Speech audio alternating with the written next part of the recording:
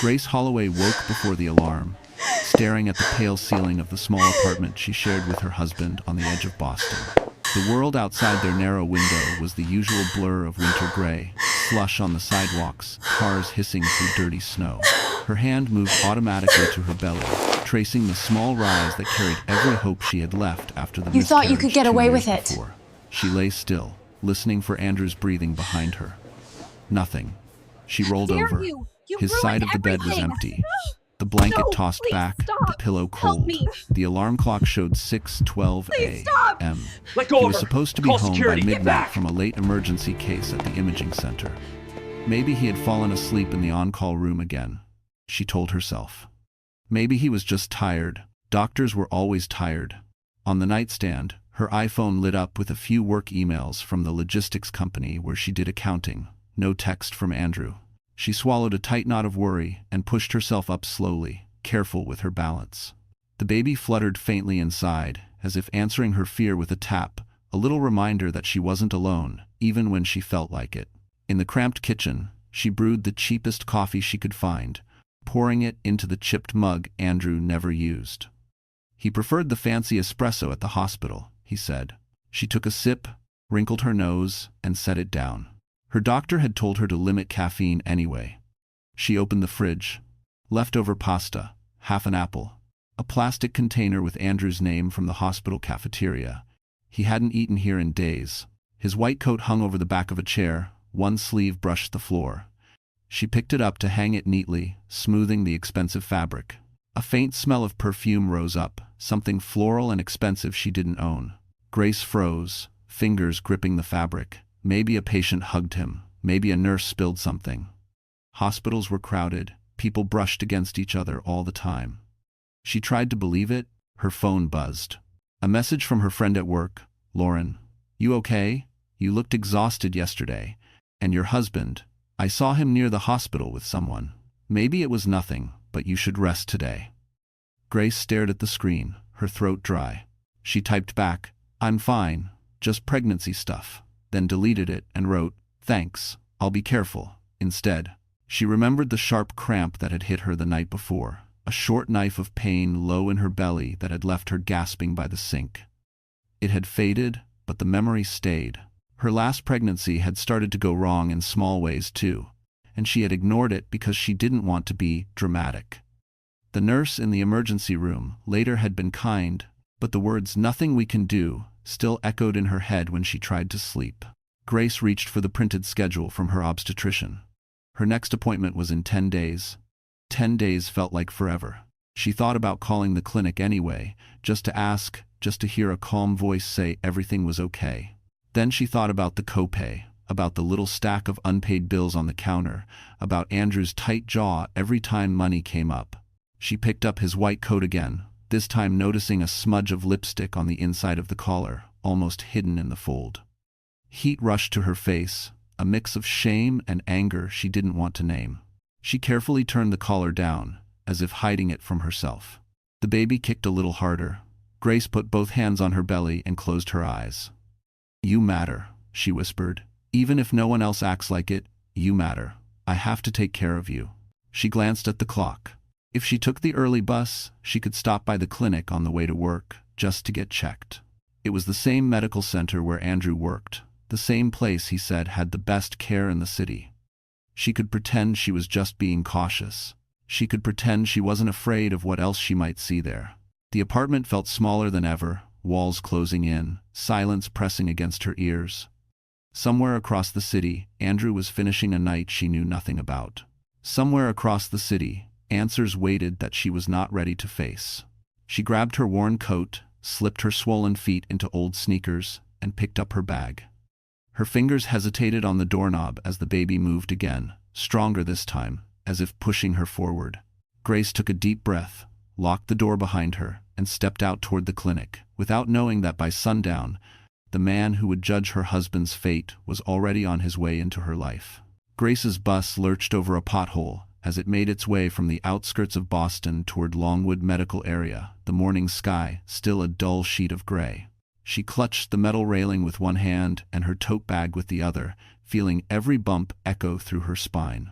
The baby shifted again, a slow roll beneath her ribs, and she whispered a soft apology, promising that she would get checked soon.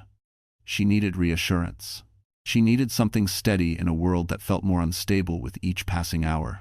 Traffic clogged near the river, horns bleating, steam rising from grates. Grace opened her tote to find her water bottle and instead pulled out yesterday's mail, another medical bill, overdue. Andrew had tossed it aside with a dismissive, "I'll handle it later." But later never came. Not with him. His later was always tied to someone else's schedule, someone else's needs, someone else's attention.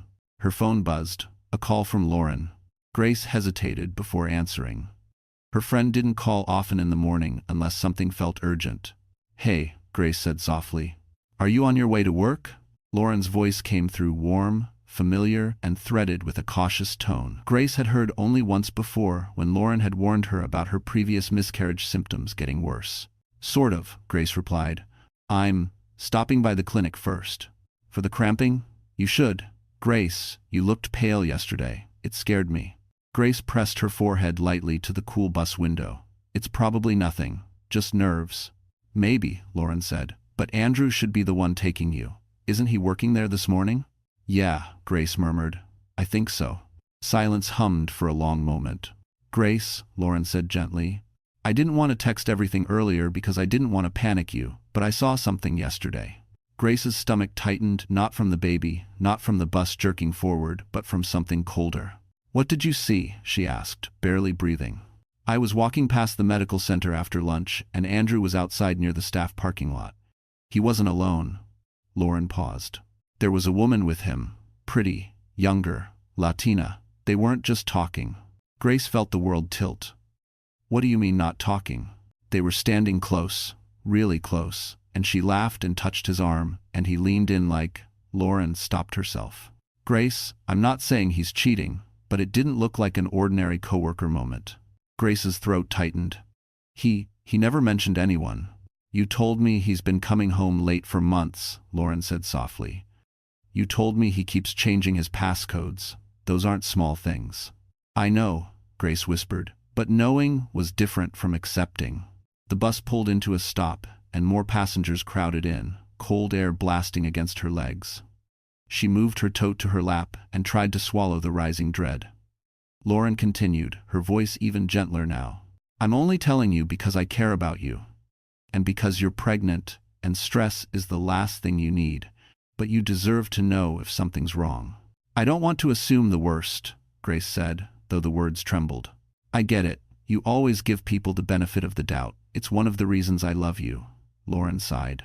"But Grace, sometimes doubt shows up for a reason." Grace closed her eyes, remembering the perfume on Andrew's coat, the lipstick hidden beneath the collar. The way he snapped whenever she asked simple questions.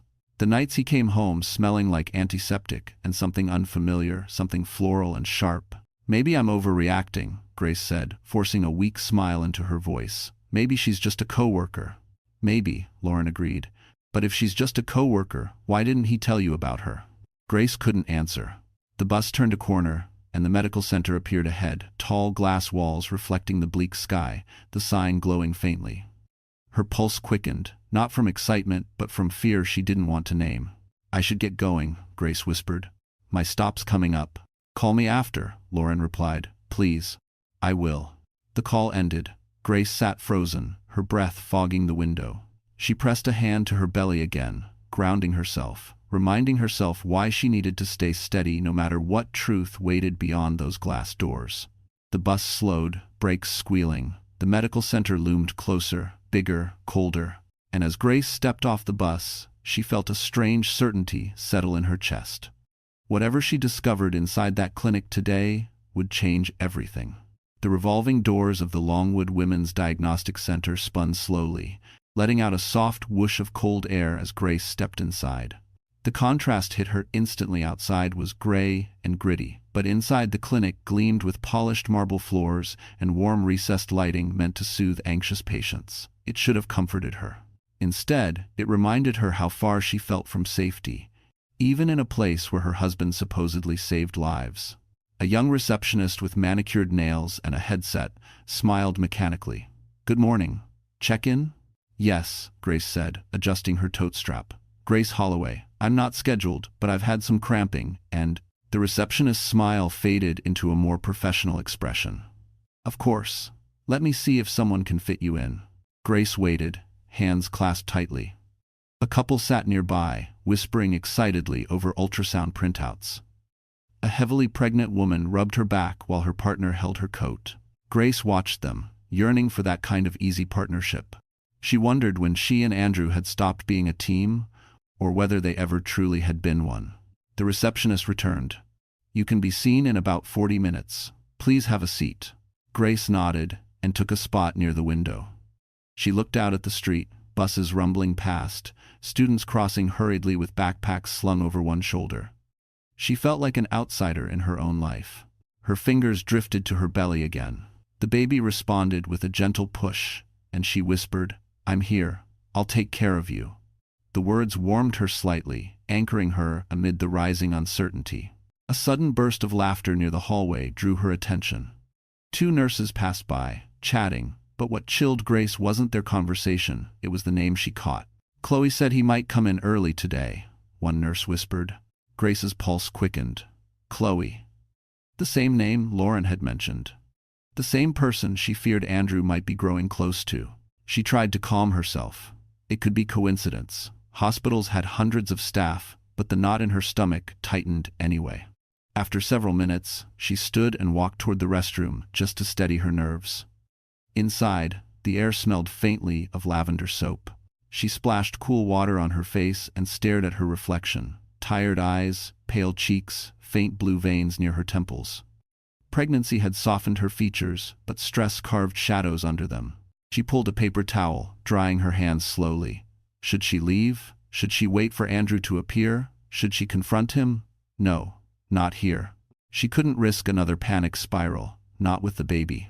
When she stepped back into the hallway, her breath caught Andrew's voice. Deep, familiar, drifting from around the corner. Grace froze, pressing herself lightly against the wall. She wasn't trying to eavesdrop, she simply couldn't move. Did she text you again? A woman asked. The voice was low, smooth, with a hint of amused annoyance. Yes, Andrew replied. She worries too much. Grace's heart thudded painfully. She's pregnant, the woman said. Isn't that what pregnant wives do? A soft laugh from Andrew. It's more than that. She's fragile. Fragile. As if she were an inconvenience. Grace felt her throat tighten, but she stayed silent. You'll talk to her eventually, the woman continued. Just keep things calm. For both our sakes. Grace inhaled sharply. For both our sakes? Footsteps approached. Panic jolted her, but she managed to slip back toward the waiting area before they rounded the corner. She sank into her seat, heart pounding, face flushing, hot then cold. Maybe she hadn't heard correctly. Maybe there was an explanation. She clung to those maybes as if they were life vests in deep water. Minutes trickled by. A nurse finally called her name. Grace Holloway? Grace stood, legs unsteady. As she followed the nurse down the hallway, past framed posters of smiling mothers and newborns, one thought pulsed through her mind. If Andrew was here, and if Chloe was here too, then something was about to unravel. The nurse led her into a small exam room. Grace perched on the edge of the table, paper crinkling under her. The monitor hummed. A blood pressure cuff rested nearby. The door clicked open. A figure stepped in. Not a nurse. Not a doctor. Someone Grace recognized instantly from the photo Lauren had shown her months ago, a photo she dismissed as just a colleague. Chloe. Perfect hair, perfect makeup, perfect confidence. And she was smiling.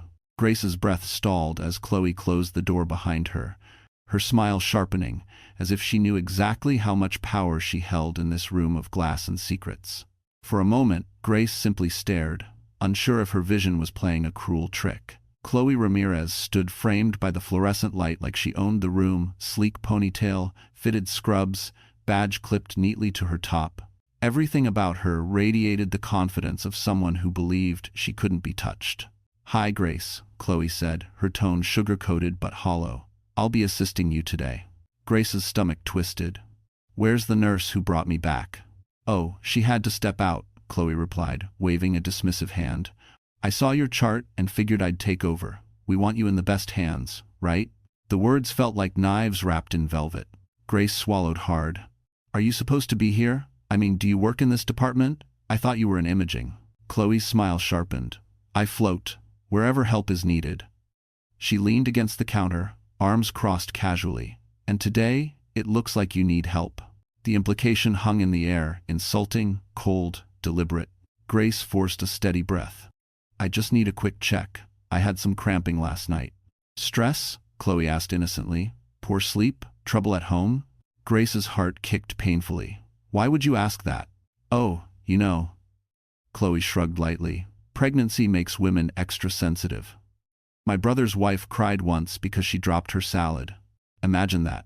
It was meant to belittle. Grace felt heat rise in her cheeks.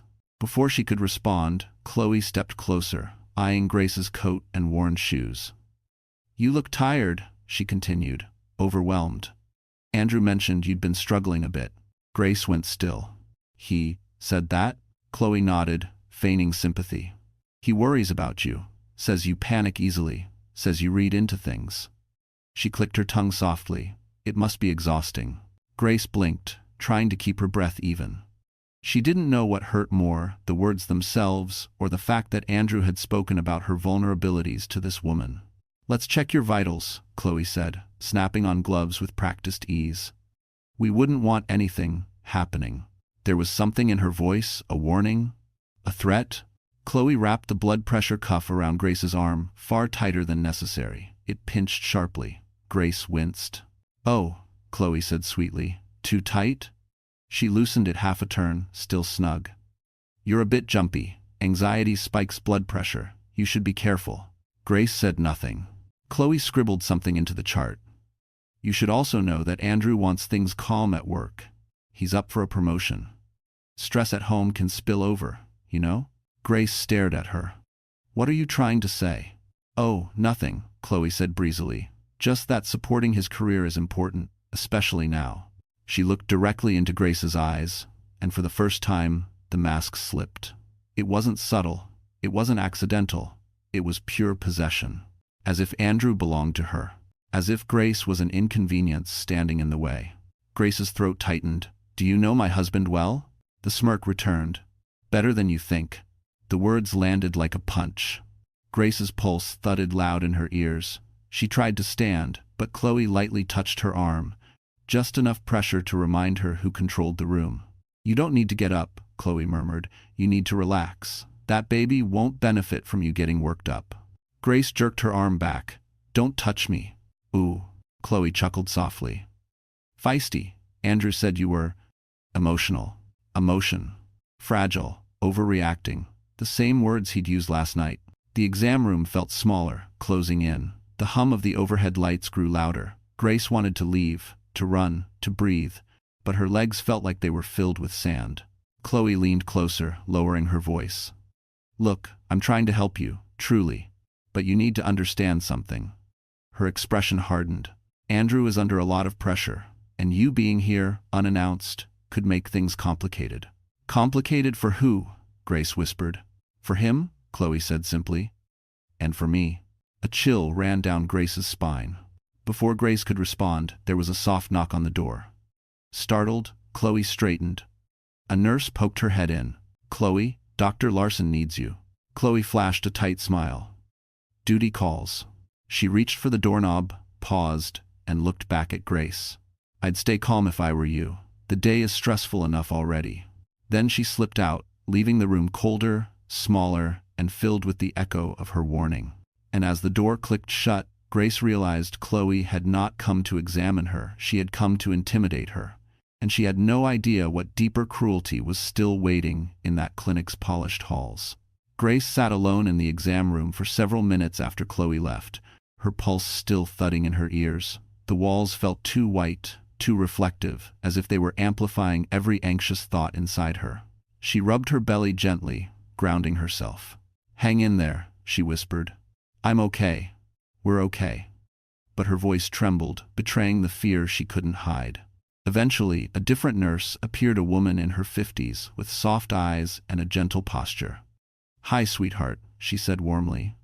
I'll take over for you. Chloe said, you were feeling a bit uneasy? Uneasy was an understatement. Grace nodded. Just stress. The nurse gave her an understanding look. Pregnancy is a lot, but you're here, and we'll take care of you. Let's step out for a quick ultrasound. The tech is ready. Grace followed her down the hall, every step shaky but determined. They passed closed doors, staff in scrubs, patients clutching folders, all ordinary scenes, yet everything felt wrong. As they walked, Grace heard a familiar laugh. Andrew's laugh. Her body stiffened. The nurse noticed and slowed. "You okay, honey?" "Yes," Grace said quickly, but her eyes drifted to a break room doorway slightly ajar. Inside, Andrew stood with his back turned, talking to someone hidden from Grace's view. His posture was relaxed, too relaxed for a man who hadn't come home last night. His hand lifted, brushing back his hair in that casual way he used whenever he was trying to charm someone. The nurse tugged gently on Grace's elbow. "Let's go." But before Grace could move, the unseen person inside the room spoke, and the voice was unmistakable. "Chloe." "Don't worry," she said playfully. "She won't stay long." "She never does." Andrew chuckled. "I just need today to go smoothly. One mistake and the promotion's gone." "You think she'll show up again?" Chloe asked. "She's too scared to make noise," Andrew replied. "She just folds." Grace felt something break inside her, not loudly, quietly, like a thin thread snapping under too much strain. Chloe stepped closer to Andrew, and though Grace couldn't see her, she heard the smirk in her voice. "Good. We don't want complications." "Complications." Grace's hand instinctively shielded her belly. The nurse, sensing something deeply wrong, whispered, "Come on, sweetheart." She guided Grace away before she could witness more. In the dim ultrasound room, Grace lay on her back as cold gel spread across her abdomen. The monitor blinked to life. A soft, rhythmic sound filled the space, the steady thump of her baby's heartbeat. Grace exhaled shakily, tears gathering. "Thank God," she whispered. The tech gave her a reassuring smile. "Strong heartbeat. Active little one too. You're doing everything right." Everything right. Even while her world was collapsing. After the scan, Grace returned to the waiting room while the clinic processed her paperwork. The room was fuller now, patients scrolling through phones, a toddler scribbling with crayons, a couple arguing quietly. Grace settled into a corner chair. She wished she could disappear into it. Two women across from her whispered loudly, unaware she could hear. "Did you see that earlier?" one said. "That tech, Chloe?" She stormed out of a consult room looking furious. "I heard she's seeing one of the doctors," the other replied. "Maybe Dr. Holloway? They were having lunch together last week." Grace's breath hitched. The first woman snorted softly. "If that's true, God help the wife. Imagine finding out here." They both laughed lightly, careless, oblivious. Grace stared at her hands, knuckles white. A door opened. Andrew walked into the waiting room. He froze when he saw her. For a split second, guilt flashed across his face. Then it hardened into cold professionalism, like she was a stranger who'd inconvenienced him. "Grace," he said quietly, stepping closer. "Why didn't you tell me you were coming?" Her voice faltered. "I needed to check on the baby." "You could have called," he said sharply. "I have procedures today. You can't just show up." Show up. As if she were an intrusion. As if her pregnancy, their child, was a burden. Before she could reply, Chloe entered the waiting room, pretending not to see them. But the slight curl at the corner of her mouth said otherwise. Andrew straightened. "Let's step outside. You're causing a scene." A scene. Grace felt humiliation burn her throat. She stood slowly. "I'm not causing anything." Andrew exhaled as if she were exhausting him. "Grace, please, don't do this. Don't do this." As though she were the problem. Grace's heart pounded as she realized something terrifying. She had come here seeking reassurance, but instead, she had walked straight into a hidden world that was about to explode around her. Andrew guided Grace toward a quieter corner of the waiting room, but he didn't touch her gently, not like a husband leading a wife, but like a doctor moving a complication out of sight. His fingers wrapped around her elbow. Firm. Irritated. Grace pulled back slightly, but he didn't notice or didn't care. "Lower your voice," Andrew said under his breath. "People are watching." Grace blinked hard. "I haven't said anything." "You didn't have to," he hissed. "You look upset, emotional." Emotional. There it was again, his favorite word when he wanted to silence her. Grace lifted her chin. "I had cramps. I came to check on the baby." I didn't know that was a crime. Don't exaggerate, he muttered. She stared at him, amazed. You didn't come home last night. I told you late case. That's what you said the night before, too. Andrew's jaw tightened. We can discuss this at home. Not here. Home. Was it even a home anymore, or just a place where she tiptoed around his moods? Before she could respond, a voice floated from behind them. Dr. Holloway, do you need anything? Chloe. Of course. Her tone was sweetly professional, but her eyes flicked to Grace with a glint that made the air feel colder. No, Andrew said quickly. We're fine. Grace turned. Actually, we're not fine. Chloe raised a brow. Is something wrong with your exam? Grace couldn't stop herself. Why were you talking about me earlier? Why are you speaking about my pregnancy with my husband behind my back? Andrew stiffened.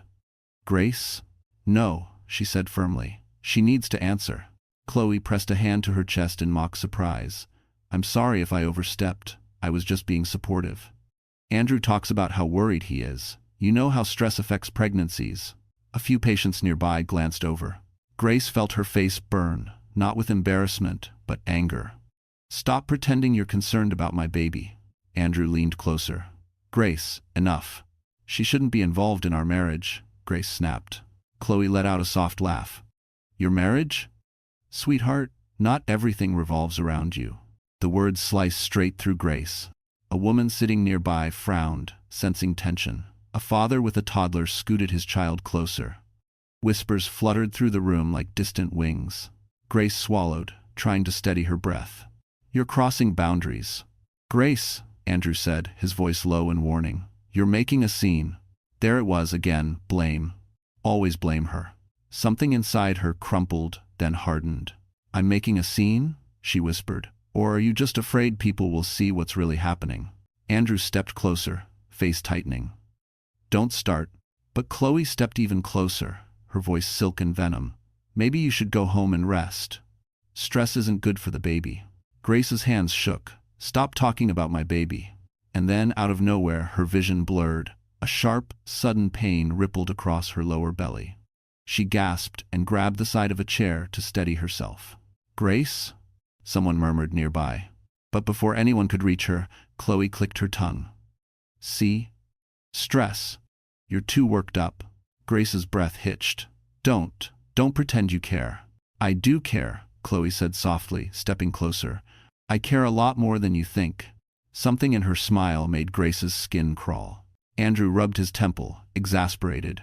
Grace, please, let's not do this here. She stared at him in disbelief. I needed you. I came here terrified something might be wrong, and you're standing there worried about your reputation. It's not about reputation. Then what is it about? His silence said everything. It wasn't about her. It wasn't about their child. It was about him. Always him. Chloe folded her arms. Maybe we should escort her to a private room. She's drawing attention. Stop talking like I'm not here. Grace burst out. A few people gasped. The room stilled. Grace suddenly felt lightheaded. Her hands trembled. The baby shifted sharply inside her, a hard jolt like a frightened kick. The sympathetic older nurse from earlier rushed over. Sweetheart, sit down, you're pale. But Andrew reached her first, only to grab her wrist, not gently but firmly enough that she winced. Grace, he muttered, you need to calm down. I am calm, she whispered shakily. You just don't want anyone hearing the truth. His grip tightened, a silent warning. Chloe stepped behind him, arms crossed, lips curled in satisfaction. The world around Grace dimmed slightly as fear washed through her. Every instinct told her things were about to get worse. And she was right, because the moment Andrew tightened his grip, a murmur rippled through the waiting room as witnesses turned their eyes toward the unfolding storm that none of them would be able to ignore. The tension inside the waiting room thickened until it felt almost physical, pressing against every corner, every breath. Andrew still held Grace's wrist, his fingers digging into her skin, not enough to leave bruises, but enough to send a message. Stop. But she couldn't stop. Not anymore. Everything she had swallowed for months was rising, pushing against her ribs, threatening to break free. Let go of me, Grace said quietly.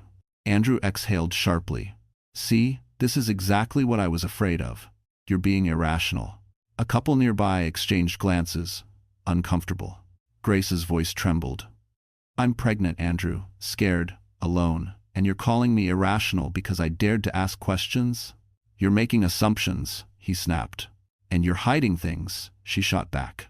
Chloe shifted, stepping forward with the smooth confidence of someone who believed she had already won. I think we should all calm down, she said sweetly. Especially you, Grace. You're not thinking clearly. Grace turned toward her. Don't talk to me. Chloe tilted her head. I'm just trying to keep things professional. Professional? Grace laughed once short, humorless. Is that what this is? A few patients looked up now, curiosity replacing discomfort. Andrew's voice dropped dangerously low. Grace, lower your voice. She turned on him, eyes filling. Why? Why should I protect you when you don't protect me? That question, raw, vulnerable, should have pierced him. But it didn't. Andrew looked around at the watching eyes, panic and irritation mixing on his face. We are not doing this here. You already did this here, Grace said. That hit him harder than anything she had said before. His jaw clenched, his grip tightened again. Let me go, she said, louder this time, pulling her arm. Chloe stepped closer, too close. Maybe you need rest, she said gently, fake sympathy dripping from every word. You're scaring the other patients. Grace shook her head, voice cracking. You don't get to act calm when you're part of this. Chloe's smile twitched. Part of what? Grace inhaled shakily. Whatever this is between you and my husband. Someone near the reception desk muttered, Oh boy. Chloe's mask slipped for half a second, a glint of triumph flashing behind her eyes, and then, as if on cue, she dropped the pretense entirely. This again? Chloe said, laughing quietly. Grace, you're embarrassing yourself. Grace felt heat rush to her face. You're the one. Enough, Chloe snapped. And then it happened. A blur of motion. A sharp crack through the room. Chloe's hand whipped across Grace's face, the slap echoing off the pristine clinic walls like a gunshot. Gasps erupted. Grace stumbled sideways, her hand flying to her cheek as pain bloomed hot and sudden. The room spun. For a moment, she couldn't see, only feel the sting, the humiliation, the shock vibrating up her spine. Someone cried out, She's pregnant. What are you doing? But Chloe didn't flinch. Instead, she stood tall, chest rising and falling, as if she had been the one provoked. She came at me, Chloe said loudly, already crafting the lie. I acted in self-defense. You hit her, a woman near the coffee machine said. Grace struggled to straighten, her heart pounding so hard she could hear it in her ears. Then, she felt the baby jolt inside her. A surge of fear shot through her body. Andrew, she whispered, shaking. The baby. But Andrew didn't reach for her. Instead, he grabbed her shoulders, harsh, controlling, pulling her away from the center of the room. Grace, stop it, he hissed. Stop making this worse. She hit me, Grace cried, voice cracking. You provoked her. I didn't. People stared, some shocked, some furious, some recording. A teenage boy whispered to his mother. Should we call someone? The older nurse who had helped Grace earlier pushed through the crowd. What on earth happened? Before Grace could speak, Chloe answered quickly. She tried to attack me. That's a lie, the nurse snapped. Andrew's face drained of color. Andrew, the nurse said sharply, your wife needs immediate monitoring. She's shaking, she's pale, and she's pregnant. Let go of her. He hesitated, but only for a moment. A moment too long. Grace's knees buckled. The nurse caught her just in time, lowering her into a chair as Grace clutched her abdomen. I think something's wrong, Grace whispered. Patients murmured in alarm. Andrew ran a hand through his hair, panicked but still trying to maintain control. Let's move her to a room. This is getting blown out of proportion. No, the nurse said coldly. This is exactly as serious as it looks. Chloe stepped back, finally realizing the gravity in the room's shifting tension. Andrew reached for Grace again. But this time, 2 staff members blocked him. She needs care, one said firmly, not control. Grace's head swam as they lifted her onto a gurney. Her cheek throbbed, her stomach twisted, her world blurred. But through the haze, one thing cut clear. This wasn't just humiliation anymore. This was danger. And as the gurney rolled toward the emergency wing, Grace didn't know that one of the witnesses had already called the hospital director's office, setting into motion the reckoning that would arrive in just a few hours. The fluorescent lights of the emergency wing flickered overhead as the staff rolled Grace through the double doors, the wheels of the gurney clicking against the tile. Every sound, every beep, every monitor hum felt amplified. Her cheeks still burned from Chloe's slap, and the lingering sting made everything else feel unreal, like she had slipped into someone else's nightmare. The older nurse, the one who had stood up for her, leaned close. "Deep breaths, sweetheart. We've got you." Grace nodded weakly, but her chest tightened. "The baby?" I felt something. It didn't feel right. "We'll check immediately," the nurse promised. "You're not alone." Not alone. The words felt foreign. She had been alone in this pregnancy from the moment Andrew started drifting away, first emotionally, then physically. Now it felt like he had drifted so far she couldn't even see the outline of the man she had married. They wheeled her into a private exam room, curtains pulled shut around her, machines already warming up. A young resident entered, adjusting his gloves. "Grace Holloway, I'm Dr. Patel. We're going to monitor the baby and check for stress or trauma." Trauma. The word echoed loudly in her head. He positioned the Doppler monitor. The gel on her belly was cold, but nothing compared to the fear tightening her lungs.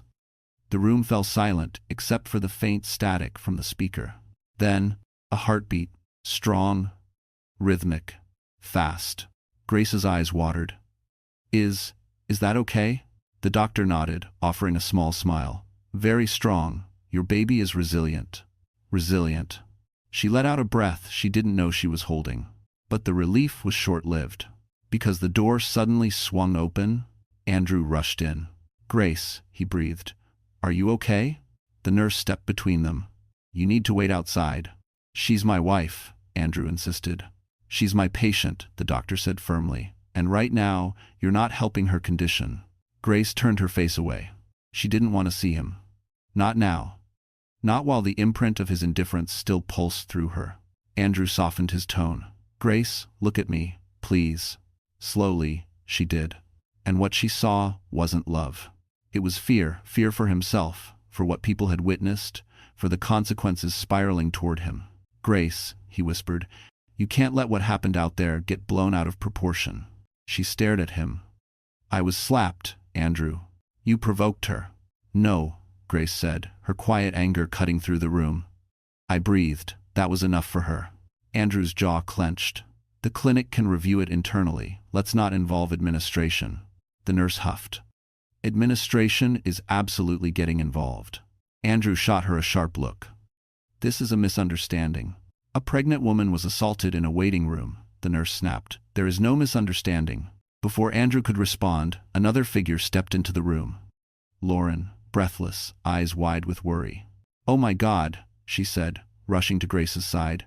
"I came as soon as I got the messages." Grace's voice wavered. "It all happened so fast." Lauren took her hand. "I know. I'm here." Andrew glared. "Why are you here?" Lauren shot back instantly. "Because someone has to care about your wife." That hit him hard. He opened his mouth to retaliate, but the door cracked again and a staff member peeked inside. "Dr. Holloway," she said carefully, "the clinic director wants to meet with you immediately. And he doesn't look happy." Andrew stiffened. "Can it wait?" "No," she said. "He said now." Lauren smirked faintly. "Go. You'll want to handle whatever storm is coming your way." Andrew hesitated, eyes flicking between Grace, the doctor, the nurse, finally realizing he had lost control of the narrative. "I'll be back," he said tightly and walked out. The door closed. Grace let out a trembling breath. "What am I going to do?" Lauren squeezed her hand. "You're going to let people help you, starting now." The nurse added softly, "Someone from the main hospital administration is already on the way. They asked for all surveillance footage." Grace's pulse jumped. Why would they? The nurse exchanged a knowing look with Lauren. "Because," she said gently, "someone very high up was notified." Grace swallowed. "Who?" The nurse hesitated. "I don't know exactly. But the message said, 'Inform the director immediately. This is his family.'" Grace's heart stuttered. Family? Her father? No, it couldn't be. They hadn't spoken in nearly a decade. But the nurse stepped closer, lowering her voice with a weight that made the room tilt. "Sweetheart, the hospital director is on his way right now, and he's coming because of you." The emergency wing had settled into an uneasy quiet, the kind that hangs in the air after a storm, too still, too expectant. Grace lay propped on the hospital bed, an IV dripping quietly beside her. The baby's heartbeat monitored steadily, the faint rhythmic beeping like a lifeline she clung to. But her own heart felt untethered, drifting between fear, anger, and a growing sense of disbelief. 5 hours. That was how long she had been here since Chloe's slap cracked her world open. 5 hours since Andrew grabbed her, humiliated her, blamed her. 5 hours since witnesses had stepped forward, staff had whispered urgently, and someone had escalated her case beyond anything she anticipated. 5 hours since a message had gone out to someone powerful, someone who apparently had a personal stake in what happened. Now the air felt different, heavier. Lauren sat beside her, scrolling through her phone. "A few people posted about what happened," she murmured. "It's already circulating internally. You're not alone in this, Grace." Grace pulled the thin blanket tighter around her belly. "I didn't want it to be public." "Yeah," Lauren sighed, "but sometimes the truth demands an audience." The door cracked open, and the older nurse stepped in again. She looked unusually composed, as if bracing herself for something significant. "Sweetheart," she said gently, "they're asking us to prepare your room. Someone very important is arriving." Grace tensed. "Important like my father?" The nurse glanced at Lauren, then back to Grace. "I think so." Grace's breath caught. Her father, the man she'd loved deeply but lost connection with after a bitter family fallout, was the hospital director now, Dr. Benjamin Holloway. A man known not just for his leadership but for his uncompromising moral standards. He didn't tolerate negligence. He didn't tolerate abuse. And he certainly didn't tolerate threats to family. But would he still consider her family? After all these years? The nurse pulled the privacy curtain wider, tidying the room with nervous focus. "He's already in the building." "Here?" Grace whispered. "Yes," the nurse said softly. And he looked furious. A tremor ran through Grace, not from fear of him, but from everything this moment represented. Memories of her father flashed across her mind. The steady voice that once comforted her after nightmares. The stern lectures about staying true to herself. The way he held her hand when she was little. They had drifted apart, but time had never erased the bond entirely. Lauren nudged her. "Hey, breathe. You finally have backup." Grace blinked through sudden tears. "I don't know what he'll think of me now." "He'll think," Lauren said firmly, "that his daughter was assaulted, humiliated, and mistreated, and he's going to handle it." A commotion sounded outside, urgent footsteps, hushed voices, the scrape of a cart moved hastily aside. Then, the door opened. A tall man stepped inside, steel-gray hair, commanding presence, coat still dusted with melting snow. His eyes swept the room, sharp, assessing, charged with emotion he didn't bother hiding. Dr. Benjamin Holloway. Her father? He looked at her, truly looked at her. His face tightened, not with anger at her, but with instant, overwhelming concern. "Grace," he said, voice low and rough, as if the word had been locked inside him for years. Grace's breath broke. "Dad." He crossed the room in 3 strides and stopped beside her bed, not touching her yet, as if afraid she might shatter. His eyes traveled to her cheek, reddened where Chloe had struck her. His jaw tensed, lips pressed into a thin line. "Who did this to you?" he asked softly, but the softness was deceptive. Beneath it was thunder. Grace tried to speak, but her voice cracked. "A tech. Chloe. And Andrew." He didn't stop her. "He held me down." Her father closed his eyes, steadying himself. When he opened them again, a storm had settled behind them. "Where is he?" Dr. Holloway asked, calm but lethal. The nurse stepped forward. They moved Dr. Andrew Holloway to a conference room for questioning. "Security is present." He nodded once. "Good. He doesn't leave this building until I say so." Grace inhaled sharply. "Dad, I didn't want to cause trouble." Her father leaned forward then, resting a hand on her shoulder with a gentleness that cracked her open. "You didn't cause trouble. Someone else did, and I will deal with them." Tears spilled onto her cheeks. For the first time since the slap, she felt protected. Truly protected. Her father straightened, turning toward the door with a quiet fury. "Rest, Grace. I'll return after I speak to every person involved." Lauren exhaled. "Sir, if you need statements..." "I'll need everything," he said. "Every witness, every camera angle, every report. No one harms my daughter without consequence. He opened the door. In the hallway, staff scattered like they sensed a reckoning approaching. And Grace watched him go. Her heart beat steadier now because the man walking toward the investigation room wasn't just the hospital director. He was a father whose daughter had been wronged. And he was about to bring a storm the clinic had no idea how to survive. The door to the conference room clicked shut behind Dr. Benjamin Holloway with a finality that made every person inside sit up straighter.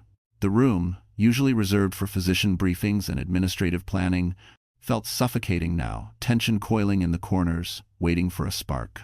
Andrew sat at the long glass table, hands clasped tightly, leg bouncing in nervous rhythm. His face was pale, eyes darting toward the door as if searching for escape. He had been here nearly an hour, questioned by 2 department supervisors and a legal liaison. But nothing compared to the chill that swept through the room when Benjamin walked in. Andrew scrambled to his feet. "Sir, I can explain." "Sit," Benjamin said. "Just one word." "Cold. Controlled. Deadly." Andrew sat. Benjamin remained standing at the head of the table, his presence filling the room like a storm cloud. "Before you speak," he said, "you should know that I've already reviewed the initial incident report, and I've spoken with my daughter." A stunned silence followed. One of the supervisors blinked. "Your daughter?" "Yes," Benjamin replied flatly. "Grace Holloway is my daughter, my only child." He let the words sink in, sharp as needles. "And she was assaulted today inside this facility." Andrew's face drained of the last hue of color. "I didn't know. She never told me." Benjamin held up a hand, silencing him. "You don't get to speak about what she told you or didn't tell you." His voice hardened. "What matters is what you allowed." Andrew's jaw clenched. "Sir, I didn't allow." "You restrained her," Benjamin cut in. "You held down a pregnant woman, your wife, while another employee physically struck her." Andrew swallowed hard. "It wasn't like that." Benjamin turned to the legal liaison. "Play the footage." The room fell dark as the lights dimmed. A large monitor flickered on, the security recording beginning with shaky audio and a wide-angle view of the waiting area. At first, it looked ordinary. Patients scrolling, staff walking, then Andrew and Grace came into frame. Their voices weren't clear yet, but their body language spoke volumes. Andrew cold, dismissive, Grace trembling, hurt. Then Chloe appeared. Benjamin's jaw tightened. They watched as the confrontation escalated. Chloe's mocking smiles, Andrew's irritated gestures, Grace's desperate attempts to stand her ground. And then, the slap. Loud, violent, echoing. Several people in the room gasped. Chloe's hand struck Grace's face with full force, sending her stumbling. The video didn't lie. Andrew's breath caught as he watched himself grab Grace's wrist, harsh, controlling, pulling her down instead of helping her stand. Benjamin's eyes never left the screen. The moment the recording stopped, the room remained silent for several beats. No one wanted to break it. Finally, Benjamin spoke. "Explain." Andrew rubbed both hands over his face. "Sir, I didn't realize everything happened so fast." "Your wife was assaulted," Benjamin said, "and you restrained her." "I was trying to calm her," Andrew insisted. "She was overreacting. She gets anxious." Benjamin slammed a hand onto the table. The sound ricocheted through the room, making even the supervisors jump. "You do not get to diagnose my daughter," he snapped. "You do not get to belittle her, to dismiss her terror, to call her irrational when she was begging you to protect her." Andrew's mouth opened, but nothing came out. Benjamin continued, voice low and steady. "She came here for help. And instead she was humiliated, endangered, and denied basic compassion by the one person who should have cared most." Andrew looked down, defeated. "I made a mistake." "A mistake?" Benjamin repeated. "A mistake is misplacing paperwork. A mistake is forgetting a meeting." He pointed at the screen. This was negligence, cruelty, and a violation of both medical ethics and human decency. One supervisor cleared her throat nervously. "We need to discuss disciplinary action." Benjamin nodded sharply. "Effective immediately, Dr. Andrew Holloway is suspended pending full investigation by the hospital's ethics board." Andrew's head jerked up. "Suspended? Sir, my career." "You should have considered your career," Benjamin said, "before laying a hand on my daughter." Andrew blinked rapidly. "Please, I love her."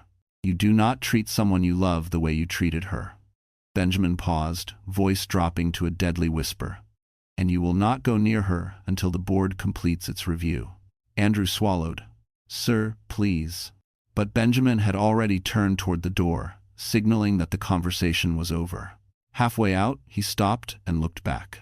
Security will escort you home to collect your things. You will not return to your marital residence. Any attempt to contact Grace directly will be considered harassment. Andrew stared at the floor, breathing shallowly. Before leaving, Benjamin made one final statement to the room. My daughter deserves protection, justice, and respect. I expect nothing less from every person in this hospital, and I will ensure she gets it. He stepped out, closing the door behind him. The room exhaled collectively. And Andrew Holloway, once a rising star, now sat alone in a cold, silent conference room, realizing his entire life had begun to collapse, all because the truth had finally been seen. While Andrew sat in the conference room in stunned silence, Dr. Benjamin Holloway walked down the hallway with the calm, icy focus of a man who had spent decades making life-or-death decisions, and today his mission was personal. Nurses and residents stepped aside as he passed, recognizing the expression on his face. It was the same expression he wore when he was called to investigate medical misconduct that put lives at risk. Except this time, the life at risk was his daughter's.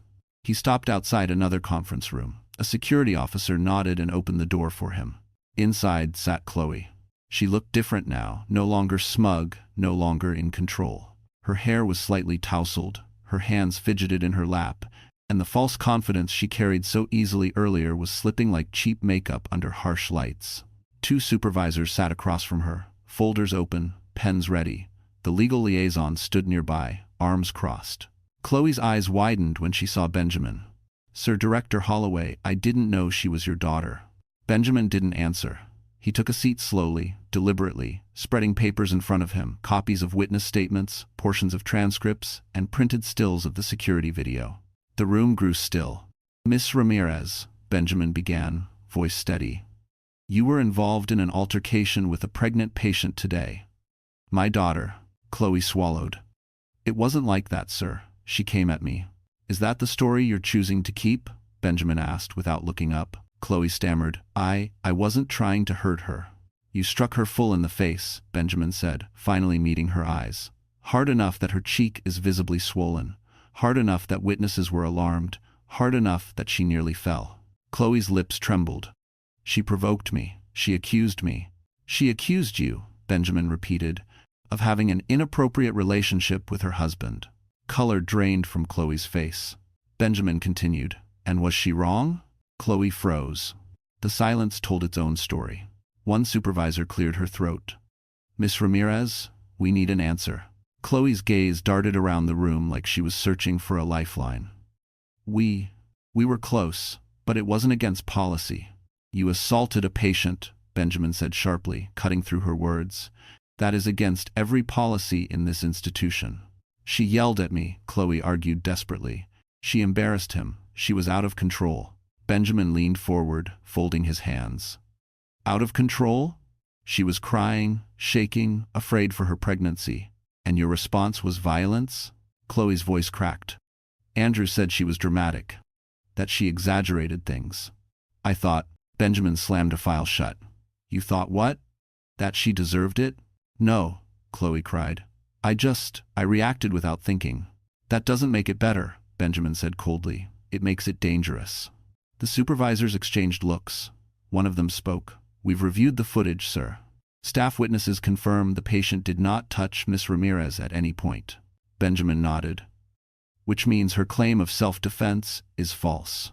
Chloe's breath hitched. Please, I don't want to lose my job. Your job?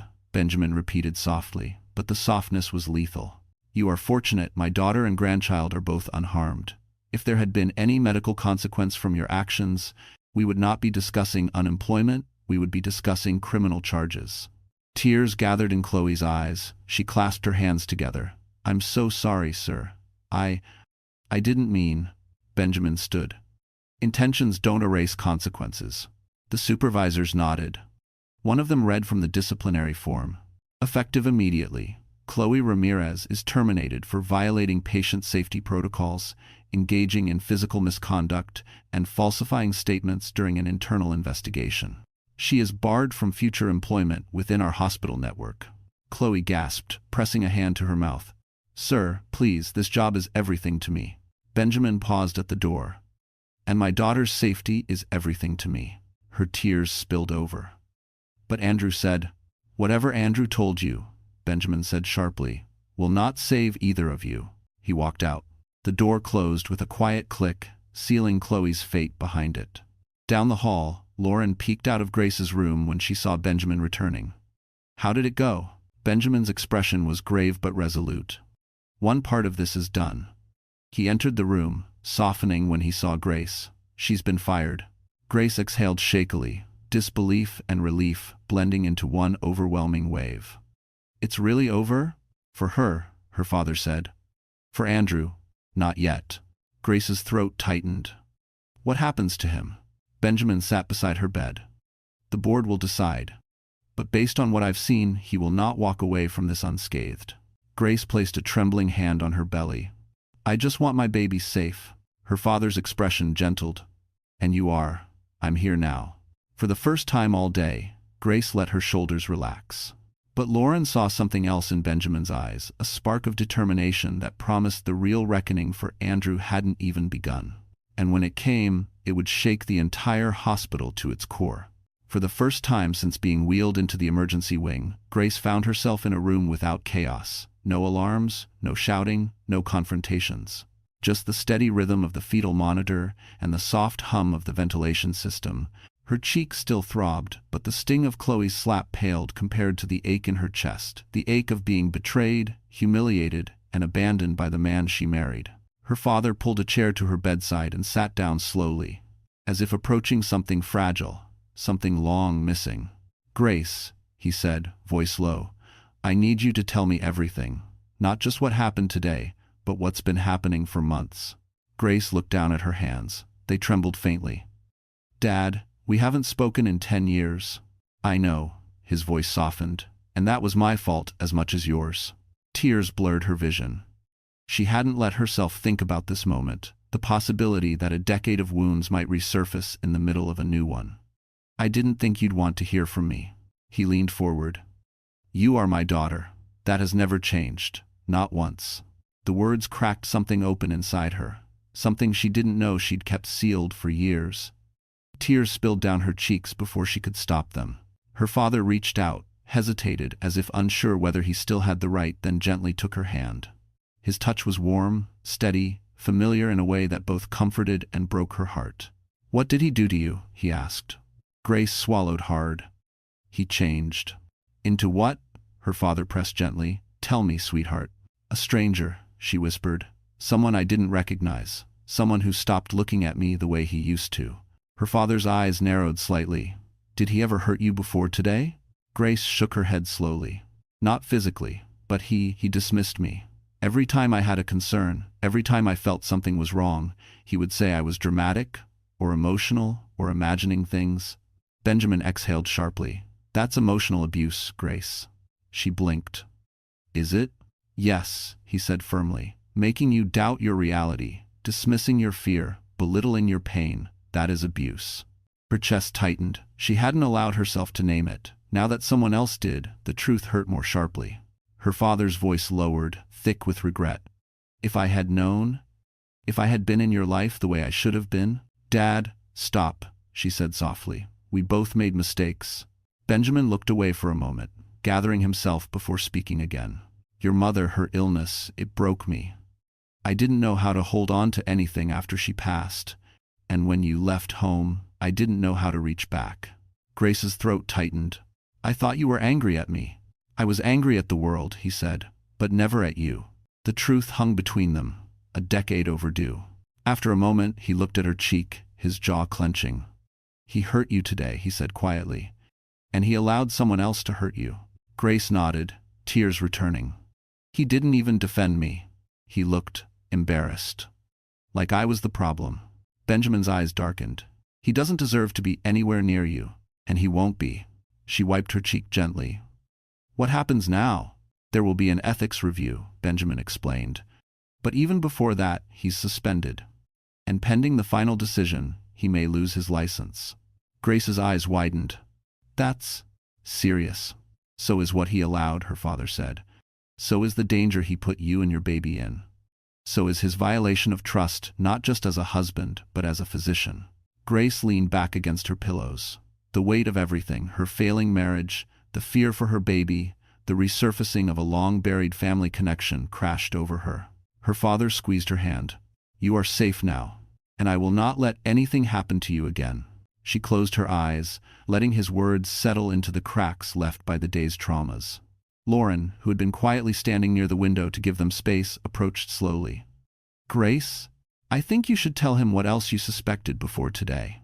Grace opened her eyes. What else?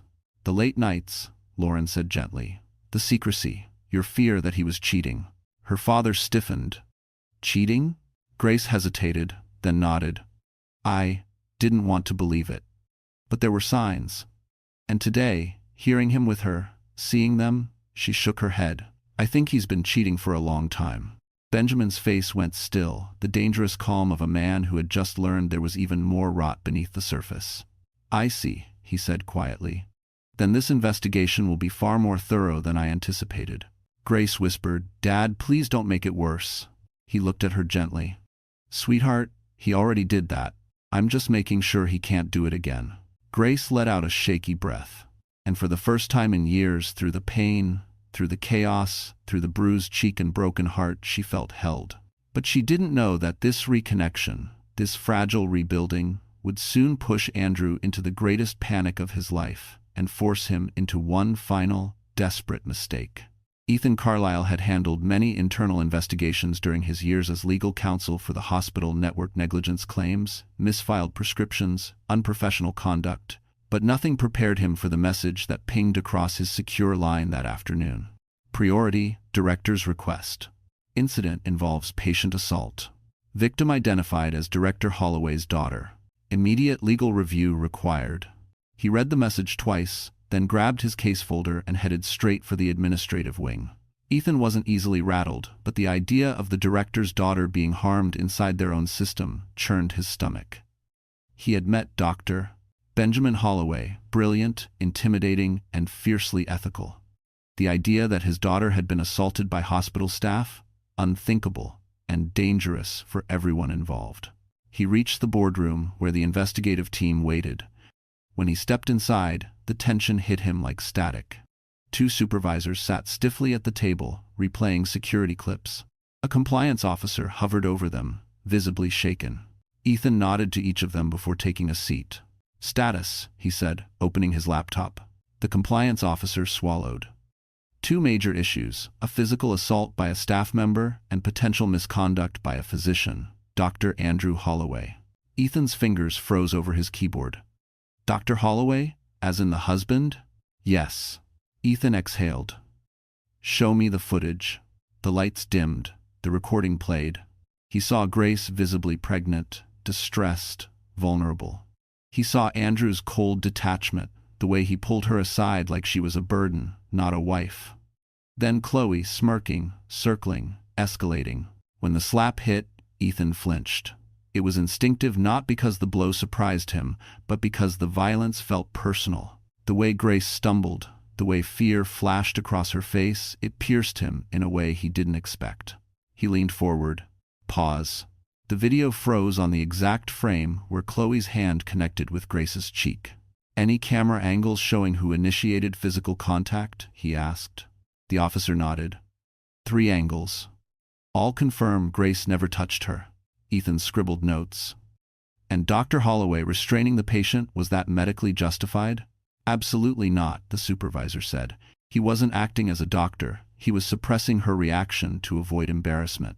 Ethan's jaw tightened. So we have assault, false statements, and misuse of position. And that's before we factor in the patient's pregnancy. The supervisor hesitated. And there might be more. Ethan lifted a brow. More? Staff witnesses reported inappropriate closeness between Dr. Holloway and Miss Ramirez. Ethan closed his eyes briefly. An affair. The supervisor nodded. Likely? Ethan opened his laptop again, typing rapidly. Then this isn't just a misconduct case. This is liability, defamation risk, patient harm, ethical breach, every red flag in the handbook. A knock interrupted them. The door opened. Dr. Benjamin Holloway stepped inside. Everyone stood instinctively. Benjamin motioned for them to sit. "Counselor Carlyle," he said, voice steady but edged with steel. "I want a full breakdown of our legal position." Ethan nodded. "Sir, we have clear video evidence of an assault on a pregnant patient by an employee. We also have staff confirming your daughter did nothing to provoke it. Additionally, your son-in-law restrained her in a way that escalated the situation." Benjamin's expression didn't change, but the air tightened. "And consequences?" "Termination for the tech," Ethan said. "Immediate. As for Andrew, we'll recommend suspension, full ethics review, and referral to the state medical board." Benjamin folded his arms. "What about criminal charges?" The room fell silent. Ethan met his eyes. "Sir, there is enough to pursue them." The supervisors exchanged uneasy glances. Benjamin nodded once. "Good, continue." Ethan cleared his throat. "We also need to prepare for possible public exposure. Witnesses recorded portions of the incident. It could leave the hospital liable unless we demonstrate decisive corrective action." Benjamin's jaw flexed. "Then we will be decisive." Ethan hesitated, choosing his next words carefully. "Sir, may I speak candidly?" "Please." "The board will question your involvement. They'll worry you're too close to the case." Benjamin held his gaze. "The board is welcome to question me, but I will not recuse myself while my daughter recovers from an assault in my own building." Fair enough, Ethan thought. Anyone else might let emotion cloud their judgment, but Benjamin was different. He was controlled fire, righteous, focused, unstoppable. Then Benjamin asked, "Have you met her, my daughter?" Ethan shook his head. "Not until today." Benjamin's gaze softened briefly. "She deserves better than what she endured." Ethan nodded slowly, but the thought formed before he could stop it. "She deserves someone who actually protects her." Then Benjamin turned toward the door. "Counselor, meet me in the emergency wing. I want you to explain to Grace exactly what her rights are. She needs an advocate." Ethan stood. "Yes, sir, I'll go now." As he walked toward Grace's room, one truth strengthened inside him with every step. He wasn't just handling a case. He was about to meet the woman whose life had just shattered, and someone deep inside him already wanted to help her pick up every broken piece. Andrew Holloway sat alone in the smaller consultation room assigned to him, though assigned was a generous word. He had been escorted there under watch, his badge temporarily deactivated, his access restricted, and his authority stripped away like a dirty lab coat. He paced back and forth, running his hands through his hair, muttering to himself. "This is getting blown out of proportion," he said under his breath. "It's a misunderstanding. They'll see that. They have to." But no matter how many times he repeated it, even he didn't believe it anymore. The walls felt too close. The fluorescent lights buzzed overhead. His phone sat powerless on the metal table, confiscated until further notice. For the first time in years, Andrew felt small, vulnerable, terrified. A soft knock on the door made him spin around. A hospital security officer entered. "Dr. Holloway, administration is requesting your presence." Andrew's stomach dropped. "Now?" "Yes, the director is waiting." Andrew froze. Director. Benjamin. His father-in-law. But more importantly, not just a father grieving a rift with his daughter, now a father whose daughter had been assaulted. In his hospital, by people Andrew allowed near her. I need a minute," Andrew stammered. The guard shook his head. "They want you now." Andrew swallowed hard. He followed the guard down the hallway, the click of each step echoing like a countdown. Staff he had once supervised glanced at him with curiosity, pity, even disgust. No one spoke. They reached the boardroom. Inside, the room wasn't filled like before. Only 4 people remained. Dr. Benjamin Holloway, Ethan Carlyle, the hospital's legal counsel, a compliance officer, and an HR director, arms crossed tightly. The air inside felt like ice. Andrew stepped in, his voice barely functioning. "Sir, I want to explain." "Sit," Benjamin said, without raising his eyes. Andrew obeyed. Benjamin finally looked up, and the disappointment in his gaze was worse than anger. "This is not a discussion, Andrew. This is notice." Andrew's pulse spiked. Notice of what? Ethan opened a folder. Dr. Holloway, the administrative review panel has completed its preliminary findings based on witness statements, employee reports, and security footage. Andrew licked his lips anxiously. Preliminary means nothing is final yet. There's still... Benjamin cut him off. The footage is clear. The behavior is clear. And the consequences will also be clear. Ethan slid a document in front of Andrew. He didn't touch it. He simply stared at it, trembling. Effective immediately, Ethan read aloud. You are suspended from all clinical duties pending a full ethics board review. Your access privileges are revoked. You are not permitted patient contact of any kind. No, this is too far, Andrew protested, voice cracking.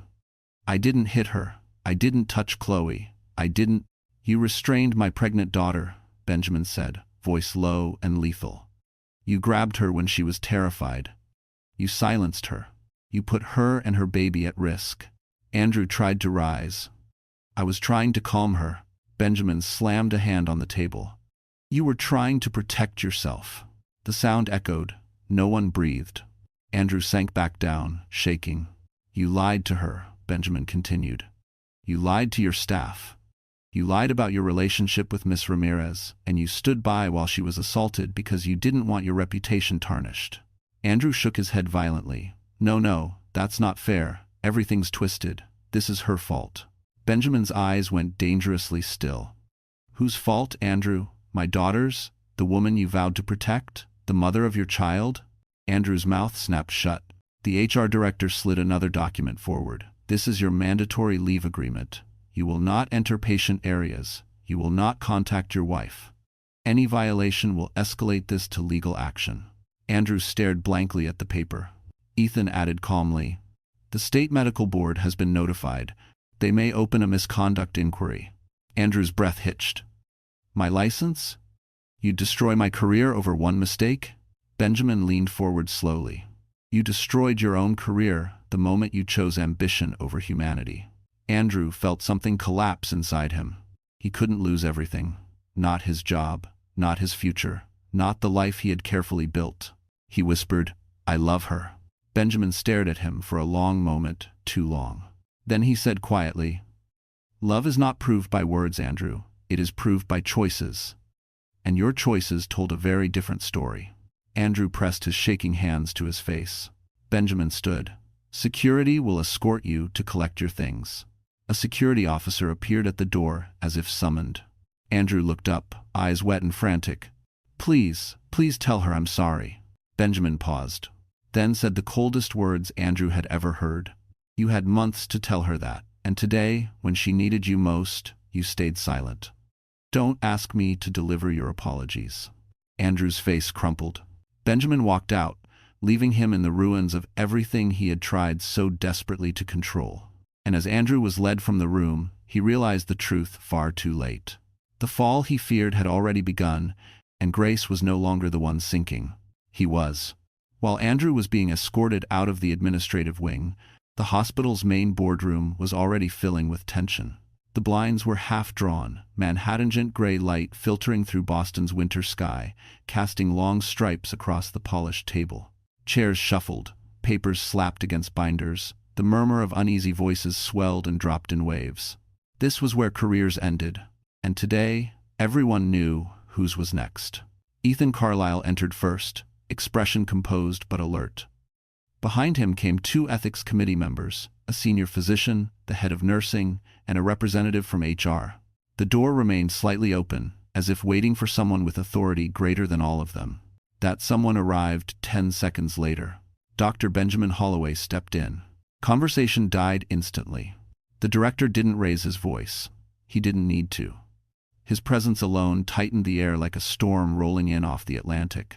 Let's begin, he said, taking the seat at the head of the table. A monitor lit up. Ethan placed a small remote beside Benjamin. Sir, Ethan said, this session is to review the preliminary findings of the internal investigation involving Dr. Andrew Holloway and technologist Chloe Ramirez. Benjamin nodded once. Proceed. The compliance officer stood. We have 3 key issues. First, physical assault on a pregnant patient. Second, improper restraint and negligence by a physician. Third, inappropriate conduct and potential relationship violations between staff. Whispers fluttered around the room. "Play the footage," Benjamin said. The lights dimmed. The video began. Grace appeared on the screen, visibly shaken, clutching her belly. Andrew stood rigid beside her. Chloe hovered near them, eyes sharp, mouth curled in a smirk. A committee member muttered, "That expression alone." Then came the audio, muffled but unmistakable. "Grace, stop talking to me like I don't matter." "Chloe, not everything revolves around you." "Andrew, you're making a scene." Someone inhaled sharply. Then, the slap. The whole room flinched. The image froze at the exact moment Chloe's hand crashed into Grace's cheek, eyes wide with shock, hair whipping to the side. The sound had been recorded by a patient's phone, synced to the footage. Sharp, brutal, undeniable. "Unbelievable," one board member whispered. "She's pregnant," another muttered.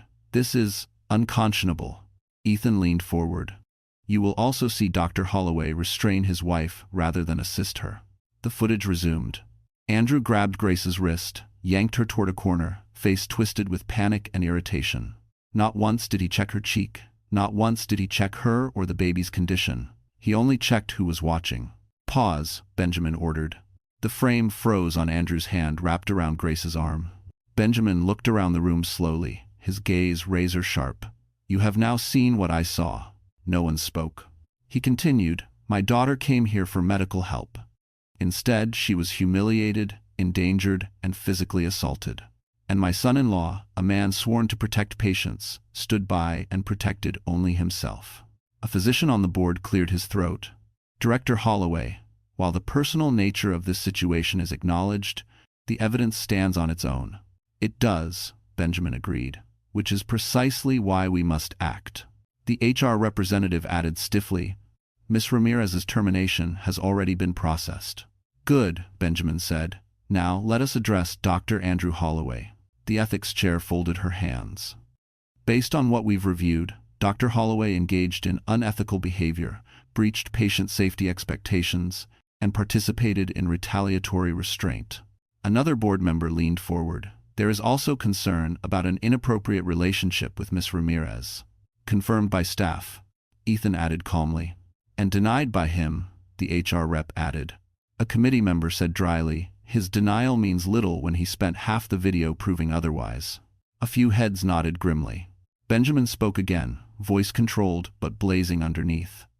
"We must determine immediate disciplinary action and whether to refer this to the state medical board." The room stirred. The stakes were unmistakable. A senior physician finally said, "Director, the ethics board recommends full suspension, mandatory psychological evaluation, and referral to the Massachusetts Board of Registration in Medicine." Another added, "And we advise barring him from re-entering the premises until the conclusion of the investigation." Benjamin nodded. "Agreed. But sir," the HR director said tightly, "you know the fallout will be massive. Press inquiries, staff morale, patient trust." Benjamin didn't flinch. "Then we handle the fallout by showing the public that we protect patients even when the offender carries our name." Silence. It wasn't just leadership, it was integrity. Ethan closed his folder. "We will prepare the documents for Dr. Holloway to sign." "Prepare something else," Benjamin said, rising slowly. "Prepare a written statement for the hospital network. Transparent, factual, and firm." "And what shall we say?" the HR rep asked. Benjamin looked toward the screen, still frozen on the image of Grace, flinching after the slap. "We say," he replied, "that this hospital does not tolerate the abuse of any patient, especially not a pregnant woman, by anyone, regardless of position." He walked toward the door.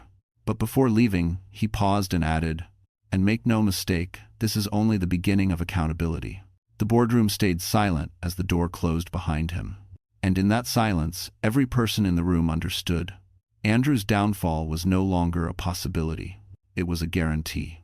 While the boardroom finalized the paperwork, sealing his suspension, Andrew Holloway sat in yet another holding room, this one smaller, more suffocating, and unmistakably designed for staff under investigation.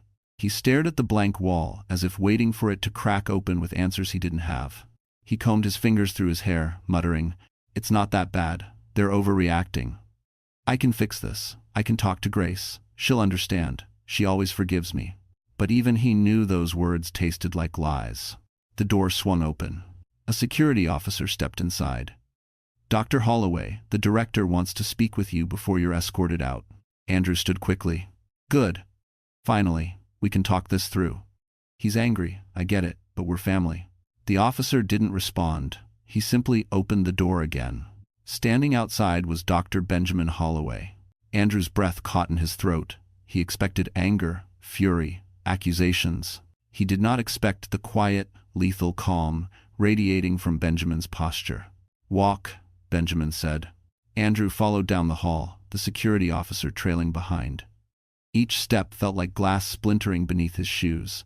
Staff watched from doorways, whispering. Some turned away, ashamed of him. Others stared openly, satisfied. Benjamin stopped in an alcove near the administrative elevators. It was private enough to speak, public enough to humiliate. "Sir," Andrew began, "I know this looks bad." "Looks bad?" Benjamin repeated softly, as if tasting the phrase. "She came for help, Andrew, for care. And she left with a swollen cheek, elevated heart rate, and bruises on her wrist." Andrew's eyes widened. "Bruises? I didn't." "You grabbed her," Benjamin said sharply. "Hard." The nurse documented it. Andrew's throat tightened. "I was trying to calm her down." "No," Benjamin corrected. "You were trying to silence her." Andrew stared at the floor. "She was emotional." Benjamin's voice dropped to a deadly whisper. "She was terrified." Silence stretched between them, heavy and suffocating. Andrew finally spoke. "I made mistakes." Benjamin stepped closer. "Your mistakes endangered 2 lives." Andrew's voice cracked. "She needed someone strong. She needed someone kind," Benjamin countered. "She needed someone safe. And you chose neither." Andrew closed his eyes, shaking. "Sir," he whispered, "I love her. I love our baby. I never wanted this." Benjamin's face hardened. "If this is love, Andrew, I pray she never sees another ounce of it." Andrew's breath stuttered. "Please, please let me talk to her. She'll listen. I can fix this." "No," Benjamin said. "You will not go near her again." Andrew's head jerked up. "You can't do that. She's my wife." "She is my daughter," Benjamin replied, "and today you proved you are unworthy of both titles." Andrew's hands curled into fists. "You're taking her from me. I'm protecting her from you." The words cracked through Andrew like a blow. He stepped forward, voice trembling with desperation. "You can't decide her life for her." Benjamin remained still. "I don't have to. She will decide, and based on what I saw today, she already has." The elevator dinged. The doors slid open. 2 security officers stepped out. Andrew stared at them, panic rising. "You're throwing me out?" "Yes," Benjamin said simply. "This is insane," Andrew snapped. "I built a career here. I've worked every day. And yet, you couldn't spare 2 seconds to check your pregnant wife's heartbeat after she was slapped in front of you." Andrew flinched. "I panicked." "You prioritized your image," Benjamin corrected. "Not her safety." Andrew's voice dropped to a desperate whisper. "What do you want me to say?" "Nothing," Benjamin said. "Just leave." The officers stepped forward. Andrew backed away. "No, wait, please, she needs me." "She needed you today," Benjamin said. "And you failed." The finality in his tone broke something in Andrew. He sagged, defeated. "Please tell her I'm sorry." Benjamin shook his head slowly. "Tell her yourself, when she's ready, not before." Andrew's eyes filled. "Will she ever forgive me?" Benjamin paused, then answered with brutal honesty. "That is no longer your right to expect."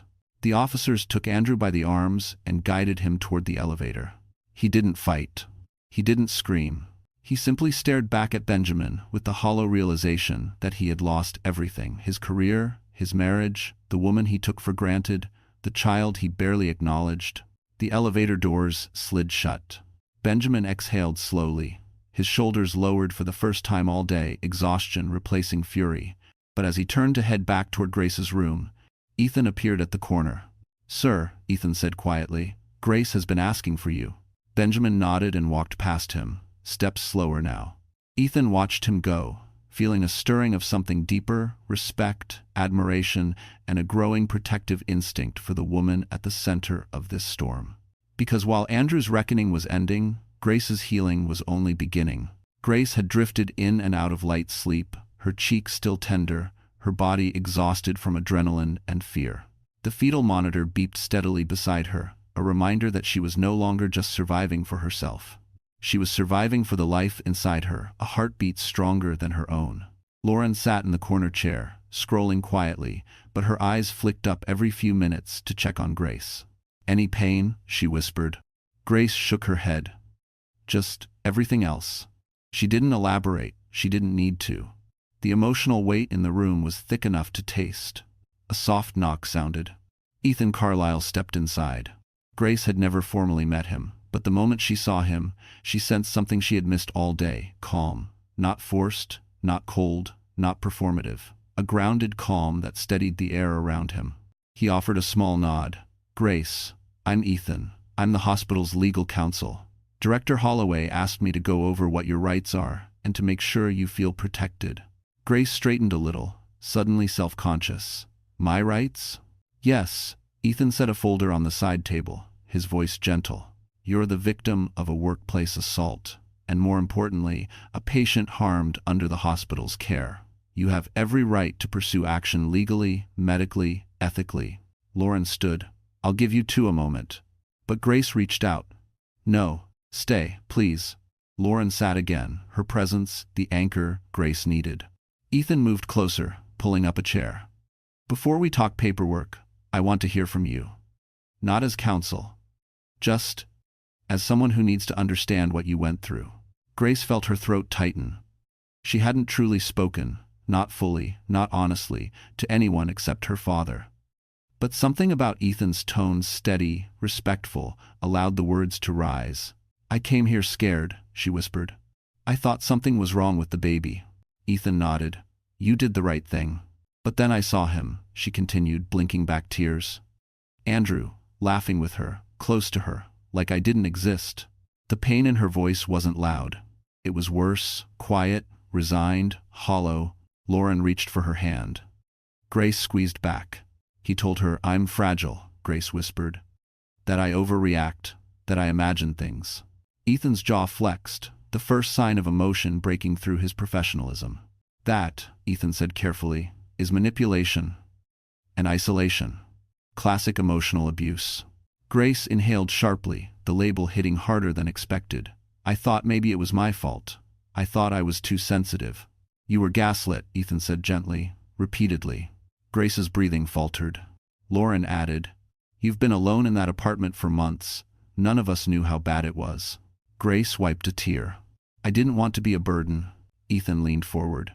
"Grace, listen to me. You were not a burden. You were neglected."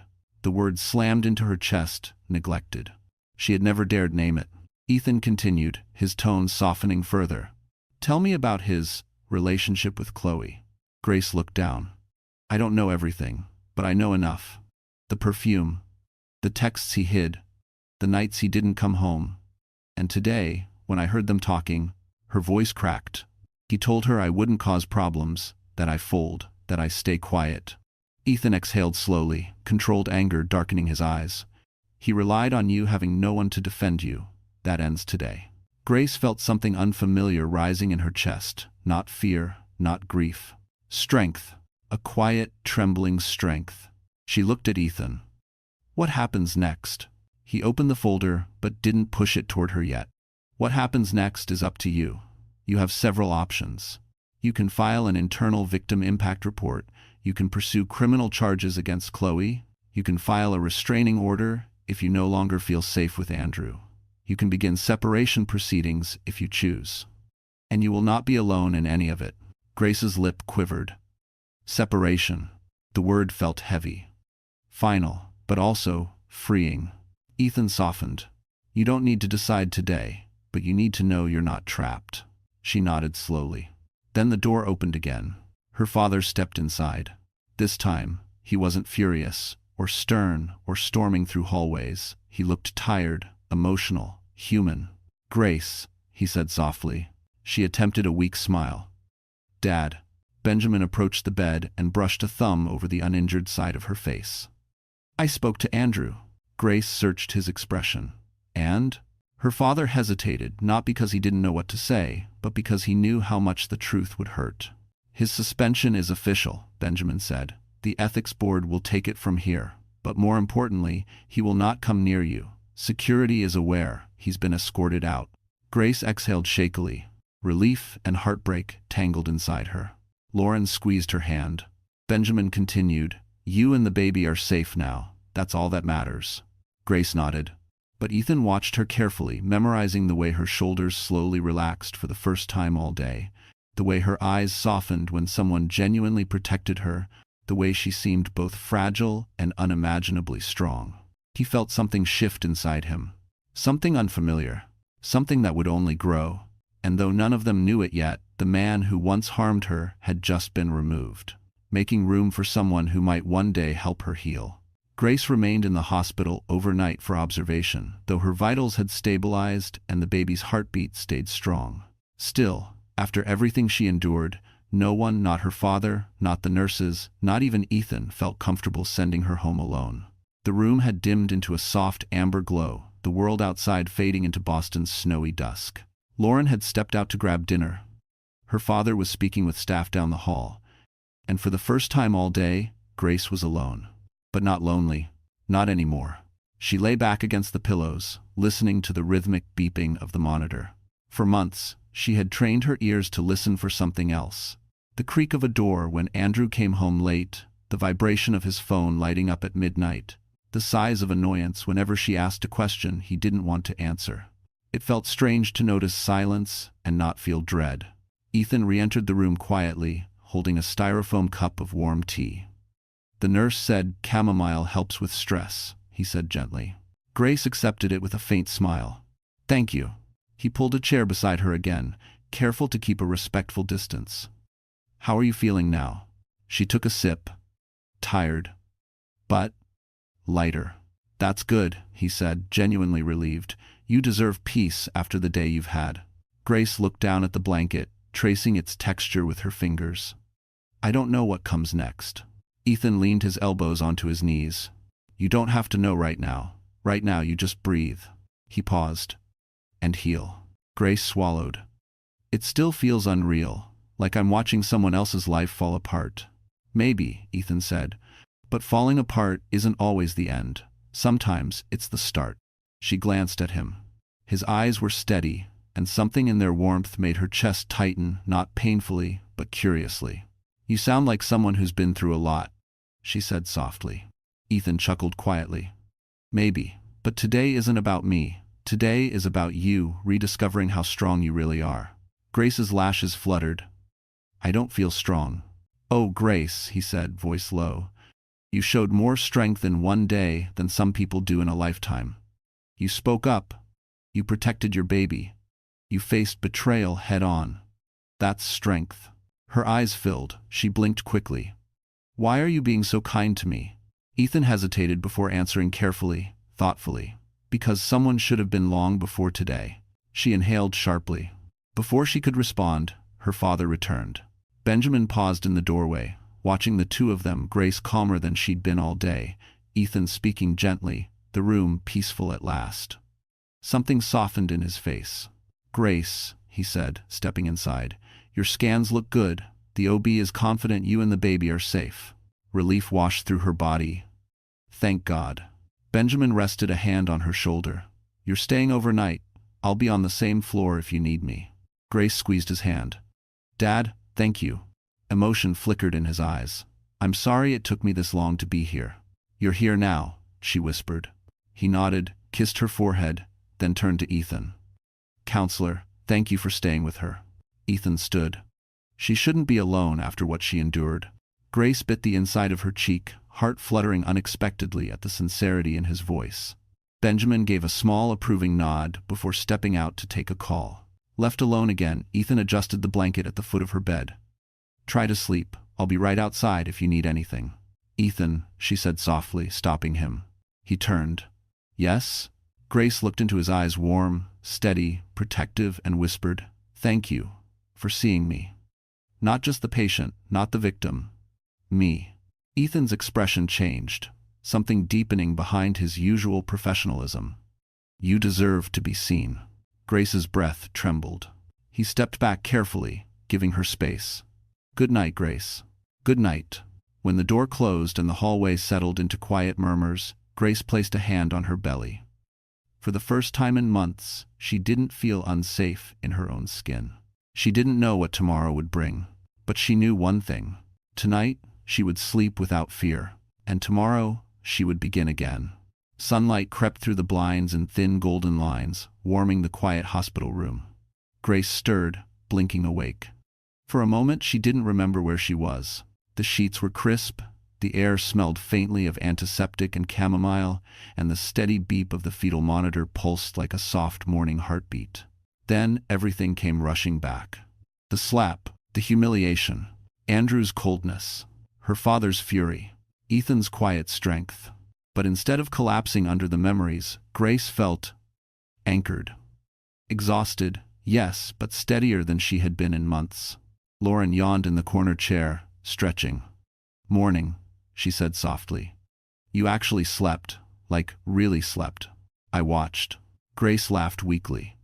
"Creepy, but comforting." "You needed it," Lauren replied, her expression warm. "How's the baby?" Grace rested a hand on her belly. "Calm, maybe calmer than me." Just then, a soft knock sounded at the door. Ethan stepped in. He wasn't in a suit this time. He wore a simple charcoal sweater and dark slacks, hair slightly tousled, holding a stainless steel travel mug, steam still rising from it. For a moment, Grace forgot how to breathe. "Morning," he said, offering her a gentle smile. "I brought something for you." Grace raised a brow. "What is it?" He held up the mug. "Decaf vanilla latte, safe for pregnancy, and, according to the nurse, your favorite." Grace blinked. "How did you know?" Ethan smiled softly. "I pay attention." The words warmed her more than the drink ever could. Lauren grinned behind her cup of vending machine coffee.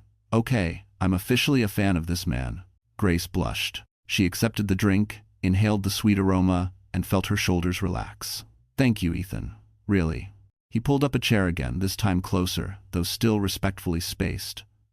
"I wanted to go over a few things with you. Only if you're feeling up for it." Grace nodded slowly. "I think I need to hear it." Ethan opened a folder smaller than yesterday's, more focused. "First, Chloe will not be returning to work. Her termination is final." Grace nodded, relief fluttering through her. "Second," he continued, "the ethics review on Andrew has formally begun. He's barred from contacting you, accessing patient areas, or entering the hospital without authorization." Grace's breath caught. "Is he angry?" "Most likely," Ethan said honestly, "but he's also scared, and fear often forces truth into the open." Grace looked down, her fingers tightening around the warm mug. "I don't know what truth is left to uncover. I already know he didn't want me. I think I've known for a long time." Lauren's voice softened. "That doesn't mean you deserved any of this." Grace nodded slowly, but Ethan's gaze was steady. "Grace, people like Andrew don't destroy marriages in one day. They do it slowly, quietly, piece by piece. You didn't lose him today. You lost him long ago, and today, you finally saw it." Her throat tightened. "Why didn't I see it sooner?" "Because you loved him," Ethan said simply. It wasn't judgment. It wasn't pity. It was truth. Grace looked at him, eyes shimmering. "What happens now?" Ethan hesitated a moment, not out of uncertainty, but out of respect. "That depends on what you want," he said. "You can go back to your apartment, or you can stay with your father for a while, or somewhere safe that you choose. You can begin separation proceedings, or wait until you're ready. You can file a personal grievance for damages, or not. You are in control now." Control, a word she hadn't felt in months. "I think," Grace whispered, "I want to leave the apartment. I can't go back there. Not after everything that happened." Lauren nodded. "Then you don't go back. We'll help you pack. Or your dad will hire someone. Whatever you need." Ethan added, "You won't step foot there unless you feel safe. And you won't go alone." Grace inhaled shakily. "This is all happening so fast." "When something is bad for you," Ethan said, "life often breaks it apart quickly so you can finally breathe." Grace's eyes met his. Something passed between them, quiet, subtle, but unmistakably real. A soft knock interrupted again. Grace's father entered, holding a set of keys. "Good morning," he said gently. "How's my girl?" Grace smiled, small but genuine. "Better." Benjamin approached the bed. "I want you to come stay with me for a while. Your old room is still there. I had someone clean it this morning." Grace's eyes stung. "Dad? You're safe with me," he said simply. She nodded. And as Ethan stood to excuse himself, Benjamin stopped him. "Counselor, join us for breakfast. I want to discuss next steps." Ethan glanced at Grace, just for a heartbeat. "If she wants me to stay." Grace held his gaze. "I do," she said softly. And it was true. For the first time in a long time, she wanted someone new to stay. Snow dusted the sidewalks outside the hospital as Grace was discharged later that afternoon. Benjamin insisted on escorting her through a private exit to avoid prying eyes, while Lauren gathered Grace's belongings into a tote bag embroidered with soft blue flowers. Ethan followed a respectful step behind, walking with the quiet vigilance of someone who had already decided silently, firmly that protecting her was now part of his purpose. As they stepped into the crisp winter air, Grace inhaled deeply. The cold stung her lungs, but for the first time in months, the air felt clean, free. Benjamin opened the back door of his Mercedes SUV. "Home," he said with gentle certainty, "is wherever you feel safe. And for now, that's with me." Grace hesitated only a moment before climbing in. Ethan helped steady her as she stepped up, their hands brushing briefly, warmth sparking through her even in the freezing air. She didn't pull away, neither did he. Lauren loaded the last bag, leaned in, and whispered, "Call me tonight. I'll help you figure out anything you need." "Thank you," Grace murmured, "for everything." As they pulled away from the hospital, Grace watched the building fade behind them, the place where she had nearly lost herself, then unexpectedly found her courage. But the drive wasn't silent. Benjamin cleared his throat. "Grace, I need you to know something." She turned to her father. "I failed you," he said quietly. "When your mother died, I buried myself in work. I didn't know how to raise a grieving daughter while grieving myself, but that's not an excuse. I should have been there." Grace's eyes softened. "Dad, you're here now, and that's what matters to me." He blinked hard, emotion tugging at the lines around his eyes. "I will earn your forgiveness every day, you and that little one." He nodded toward her belly. "You're all I have." For a moment, the car was filled with an unspoken warmth, a mending, fragile but real. When they reached Benjamin's home, a large colonial-style house on a quiet, tree-lined street, Grace felt a rush of nostalgia. She hadn't been here since she was 19. The porch light still flickered faintly, just as it had when she used to sneak in past curfew. Inside, everything was clean and warmly lit. A soft fire burned in the stone fireplace. "This," Benjamin said, "is yours as long as you need it." But it wasn't the house that made her exhale in relief. It was the feeling of belonging. Lauren hugged her goodbye, promising to come by tomorrow with groceries and a new set of pajamas. Then she slipped out, leaving Grace alone with her father and Ethan. Ethan stood near the entryway, hands in his pockets. "I should go," he said. "You need rest." Grace stepped toward him. "Before you do, thank you. For being here, for treating me like a person when everyone else treated me like a problem." Ethan met her eyes, his expression earnest. "You were never a problem, Grace. You were someone in pain. And anyone with a heart would have helped you." She shook her head. "No, a lot of people would have walked away. You didn't." His breath faltered slightly. "If you ever need guidance or just someone to talk to, call me. Anytime." She smiled, small but real. "I will." He nodded and turned toward the door. But before he stepped outside, Benjamin stopped him. "Ethan." The younger man turned back. "Sir?" Benjamin approached him with the slow, measured stride of someone weighing his words carefully. "Thank you," he said. "Not just for your professionalism, but for the kindness you extended my daughter when she needed it most." Ethan swallowed. "She deserved that." Benjamin studied him for a moment. Then he said, "My daughter is rebuilding her life now, carefully, slowly. Anyone who wishes to be part of that must treat her gently." Ethan held his gaze. "I intend to." A silent understanding passed between them, one that Grace didn't yet fully recognize. After Ethan left, Grace settled into her old bedroom, freshly made with soft blankets and a vase of white lilies Benjamin must have arranged that morning. She sat on the edge of the bed, running her hand over the quilt, familiar, safe. Her father knocked lightly and peeked in. "Everything you need?" Grace nodded. "Yes." He stepped inside. "I want you to rest. Tomorrow, we'll talk about lawyers, housing options, prenatal care." Grace stopped him gently. "Tomorrow. Not tonight." Benjamin smiled softly. "Of course." As he left, Grace lay back on the pillows, one hand on her belly. For the first time in a long time, the future didn't feel like something to fear. It felt like something that might welcome her. Somewhere in the quiet of that winter evening, as snow fell softly outside the window, Grace allowed herself a fragile hope. Maybe Andrew wasn't the end of her story. Maybe he was only the last chapter of a book she'd already outgrown. And maybe, just maybe, the next chapter was waiting in the warmth of a man who saw her pain and didn't flinch. So, that's how the story closes, my friend. And if you are still here, still listening, still feeling every beat of Grace's journey, then something in her story must have touched your heart. Maybe it reminded you of your own strength.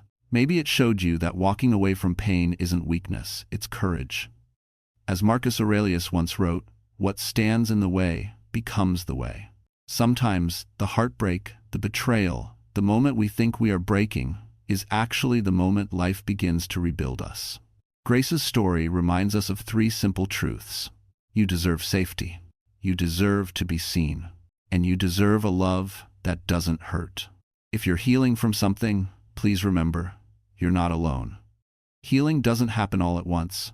It arrives quietly in better mornings, steadier breaths, and people who finally treat you with gentleness. Thank you for staying all the way until now, truly. If this story touched you, even a little, please like, share, and subscribe to the channel, not just to support us, but because somewhere out there, someone else needs to hear this too.